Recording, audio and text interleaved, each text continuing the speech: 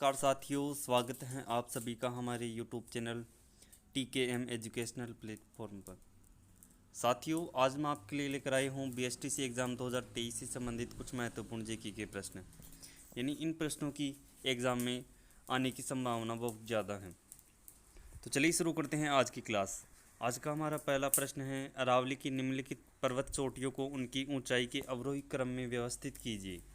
यानी अरावली की पर्वत चोटियों को उनके ऊंचाई के आधार पर व्यवस्थित करना है, यानी क्रम के आधार पर। तो हमारे पास ए ऑप्शन में है जरगा, अचलगढ़, कुंभलगढ़, सज्जनगढ़। बी ऑप्शन में है जरगा, रघुनाथगढ़, कुंभलगढ़, अचलगढ़। सी ऑप्शन में है अचलगढ़, रघुनाथगढ़, जरगा और कुंभलगढ़। डी ऑप्शन में है कुंभलगढ़, अचलगढ़, जरगा और रघुनाथगढ़। तो हमारा राइट आंसर हो जाएगा जरगा, अचलगढ़, कुंभलगढ़, सज्जनगढ़। तो हमारा ए ऑप्शन राइट हो जाएगा। यानी जरगा, अचलगढ़, कुंभलगढ़, सज्जनगढ़। सबसे ऊंची जरगा, इसके बाद में अचलगढ़, इससे छोटी और इससे छोटी कुंभलगढ़, उससे छोटी सज्जनगढ़। तो हमारा ए ऑप्शन राइट हो जाएगा।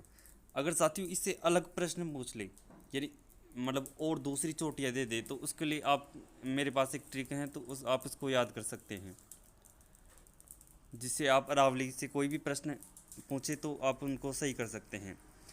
साथियों, हमारी अरावली पर्वतमाला को जो है 3 भागों में बांटा गया है, उत्तरी अरावली, मध्य अरावली और दक्षिणी अरावली। तो दक्षिणी अरावली में जो चोटियां हैं वो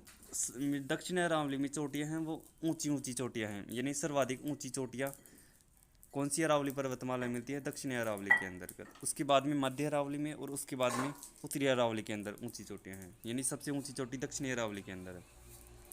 तो आप उनको ट्रिक से याद कर सकते हैं। यानी गुरु से दिल में जरा आशा रखूं, कुंभा ऋषि कमल सज्जन। यानी गुरु से हो जाएगा गुरु शिखर, से हो जाएगा शेर, दिल से दिलवाड़ा, इसके बाद में जरगा, आशा से अचलगढ़, इसके बाद में कुंभलगढ़, ऋषिकेश, कमलनाथ और सज्जनगढ़। यानी ऊंचाई के आधार पर पर्वत चोटियों को इस प्रकार से याद कर सकते हैं आप। चलते हैं अगले प्रश्न की ओर। अगला प्रश्न है, राजस्थान के कुल क्षेत्रफल का कितना प्रतिशत भाग थार के मरुस्थल के अंतर्गत आता है? 41%, 61%, 52% या फिर 56%। तो साथियों, राजस्थान की थार के मरुस्थल का क्षेत्रफल है 61.11%। कितना है? 61.11% क्षेत्रफल है थार के मरुस्थल का। तो हमारा बी ऑप्शन राइट हो जाएगा। और इस थार के मरुस्थल में राजस्थान की 40% जनसंख्या निवास करती हैं। कितनी प्रतिशत जनसंख्या निवास करती हैं? 40% जनसंख्या निवास करती हैं। चलते हैं अगले प्रश्न की ओर। अगला प्रश्न है, बूंदी की प्रसिद्ध साहित्यकार सूर्यमल मिश्रण ने किस ग्रंथ की रचना की थी? गुण रूपक, खुमान रासो, बुद्ध विलास या फिर वंश भास्कर। तो साथियों, सूर्यमल मिश्रण ने वंश भास्कर की रचना की थी। किस ग्रंथ की रचना की थी? वंश भास्कर की। तो हमारा डी ऑप्शन राइट हो जाएगा। अगला प्रश्न है, मीराबाई के बचपन का नाम क्या था? पेमल, रिद्धिबाई, जीवनबाई या फिर नेतल। तो साथियों, मीराबाई के बचपन का नाम था पेमल। क्या नाम था? पेमल। तो हमारा ए ऑप्शन राइट हो जाएगा। रिद्धिबाई बात करें तो यानी करणी माता के बचपन का नाम क्या था? रिद्धिबाई। और जीवनबाई था जीण माता के बचपन का नाम। करणी माता का मंदिर देशनोक बीकानेर में स्थित है और जीण माता का मंदिर रेवासा सीकर के अंदर स्थित है। चलते हैं अगले प्रश्न की ओर। अगला प्रश्न है, बादशाह का मेला भरता है दौसा में, कोटा में, ब्यावर में या फिर सवाई माधोपुर में। तो साथियों, बादशाह का मेला भरता है ब्यावर के अंदर। कहाँ पर भरता है? ब्यावर में। तो हमारा सी ऑप्शन राइट हो जाएगा। ब्यावर कहाँ पर स्थित है? अजमेर के अंदर। लेकिन वर्तमान में इसे जो है अलग से जिला बना दिए गए, यानी अजमेर से तोड़कर। अगर आप अजमेर के मेले मंदिर महोत्सव को ट्रिक से याद करना चाहते हैं तो आप मेरे पास कमेंट कर सकते हैं। चलते हैं अगले प्रश्न की ओर। अगला प्रश्न है, वालर नृत्य निम्नलिखित में से किस जनजाति का प्रमुख नृत्य है? मीणा का, ग्रासिया का, कंजर का या फिर डामोर का। तो साथियों, वालर नृत्य है ग्रासिया जनजाति का। किस जनजाति का प्रसिद्ध है? ग्रासिया जनजाति का। तो हमारा बी ऑप्शन राइट हो जाएगा। और ग्रासिया वाला नृत्य कहाँ का प्रसिद्ध है? सिरोही का। सिरोही का ग्रासीय जनजाति का प्रसिद्ध है। अगला प्रश्न है, नाथद्वारा किस संप्रदाय का मंदिर है? जैन संप्रदाय का, शैव संप्रदाय, वैष्णव संप्रदाय या फिर बौद्ध संप्रदाय? तो साथियों नाथद्वारा है वैष्णव संप्रदाय का मंदिर। नाथद्वारा में किस संप्रदाय का मंदिर है? वैष्णव संप्रदाय का मंदिर। तो हमारा सी ऑप्शन राइट हो जाएगा। नाथद्वारा की पिछवाइयाँ प्रसिद्ध है। क्या प्रसिद्ध है? पिछवाइयाँ प्रसिद्ध हैं। इसके अलावा गुलाबी गणगौर प्रसिद्ध है नाथद्वारा राजसमंद की। और कांकरोली राजसमंद के अंदर जो है जेके टायर ट्यूब का कारखाना स्थित है। जेके टायर ट्यूब का कारखाना कांकरोली राजसमंद में। और कांकरोली राजसमंद के अंदर द्वारिकाधीश मंदिर भी स्थित है। चलते हैं अगले प्रश्न की ओर। अगला प्रश्न है, कंदोरा नामक आभूषण औरतों द्वारा पहना जाता है नाक में, कमर में, कान में या फिर पाँव में? तो साथियों कंदोरा नामक आभूषण पहना जाता है कमर में। कहाँ पर पहना जाता है? कमर में। तो हमारा बी ऑप्शन राइट हो जाएगा। अगला प्रश्न है, मालदीव और शेरशाह के मध्य युद्ध हुआ था गिरिसुमेल का, लोहावट का, खानवा का या फिर पानीपत का? तो साथियों मालदीव और शेरशाह सूरी के मध्य युद्ध हुआ था गिरिसुमेल का। कौन सा युद्ध हुआ था? गिरिसुमेल या जैतारण का युद्ध भी कहा जाता है इसे। कहाँ पर हुआ था? पाली के अंदर। कब हुआ था? 5 जनवरी 1544 ईस्वी को 1544 ईस्वी को गिरिसुमेल का युद्ध या जैतारण का युद्ध हुआ था मालदेव और शेरशाह सूरी के मध्य, जिसमें मालदेव हार जाता है और शेरशाह सूरी की विजय होती है। इसके यानी 1541 में इससे पहले युद्ध हुआ था पाहिवा साहिवा का युद्ध राव जेतसी और मालदेव के मध्य, जिसमें राव जेतसी की मृत्यु हो जाती है। इसके बाद में कल्याणमल जाता है शेरशाह सूरी के पास और शेरशाह सूरी यानी मालदेव मतलब राव जेतसी का बदला लेने के लिए जो है इससे मालदेव से युद्ध करता है। चलते हैं अगले प्रश्न की ओर। अगला प्रश्न है, राजस्थान में गुड़लामा उत्सव कब मनाया जाता है? श्रावण शुक्ल अष्टमी को, श्रावण कृष्ण पक्ष की अष्टमी को, चैत्र कृष्ण पक्ष की अष्टमी को या फिर भाद्रपद कृष्ण अष्टमी को? तो साथ ही गुड़लामा उत्सव मनाया जाता है चैत्र कृष्ण अष्टमी को। कब मनाया जाता है? चैत्र कृष्ण अष्टमी को। तो हमारा सी ऑप्शन राइट हो जाएगा। यानी जब हमें चैत हुआ तो शीतल शीतल हवा चल रही थी और गुड़ला कर रही थी ऋषभ देव जी। यानी चैत के मास में ही जो है शीतलाष्टमी का मेला बढ़ता है, गुड़लाष्टमी और ऋषभ देव जयंती मनाई जाती है चैत्र के अंदर। अगला प्रश्न है, राजस्थान के किस मेले को लक्खी मेले के रूप में जाना जाता है? गोगामेडी, पुष्कर, रामद्वारा या फिर केला देवी? तो साथियों लक्खी मेले के रूप में जाना जाता है केला देवी के मेले को। किसको? केला देवी को। केला देवी का मंदिर कहाँ पर स्थित है? करौली के अंदर। कहाँ पर है? करौली के अंदर। इसको लक्खी मेले के रूप में भी जाना जाता है। अगला प्रश्न है, निम्नलिखित में से किसकी नियुक्ति राज्यपाल द्वारा नहीं की जाती? राज्य मंत्री परिषद, राज्य महाधिवक्ता, राज्य पुलिस महानिदेशक, राज्य लोक सेवा आयोग के सदस्य? तो साथियों राज्यपाल द्वारा नियुक्ति किसकी नहीं की जाती? राज्य पुलिस महानिदेशक की। किसकी नहीं की जाती? राज्य पुलिस महानिदेशक की। तो हमारा सी ऑप्शन राइट हो जाएगा। अगला प्रश्न है, राज्यपाल पद हेतु न्यूनतम आयु सीमा निर्धारित है 35 वर्ष, 25 वर्ष, 18 वर्ष या फिर 50 वर्ष? तो साथियों राज्यपाल पद के लिए न्यूनतम आयु कितनी निर्धारित है? 35 वर्ष। तो हमारा ए ऑप्शन राइट हो जाएगा। अब चलते हैं अगले प्रश्न की ओर। अगला प्रश्न है, मारवाड़ महोत्सव कहाँ पर मनाया जाता है? अजमेर में, बाड़मेर में, जैसलमेर में या फिर जोधपुर में? तो साथियों मारवाड़ महोत्सव की बात करें तो मारवाड़ महोत्सव मनाया जाता है कहाँ पर मनाया जाता है? जोधपुर के अंदर। कहाँ पर मनाया जाता है? जोधपुर में। तो हमारा डी ऑप्शन राइट हो जाएगा।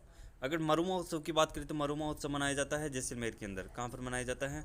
जैसलमेर के अंदर। और थार महोत्सव बाड़मेर के अंदर। थार महोत्सव मनाया जाता है बाड़मेर के अंदर। चलते हैं अगले प्रश्न की ओर। अगला प्रश्न है, निम्न में से लो अयस्क की खान है? मोरीजा बनौला, जावर, खेतड़ी, डेगाना? तो साथियों लोहा अयस्क की खान है मोरीजा बनौला। कौन सी लोहा अयस्क की खान है? मोरीजा बनौला। जो कहाँ पर है?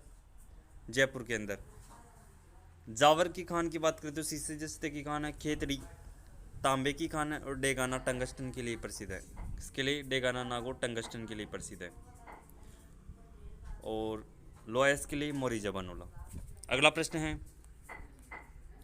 निम्नलिखित में से कौन सी चंबल परियोजना सबसे अधिक जल विद्युत उत्पन्न करती है?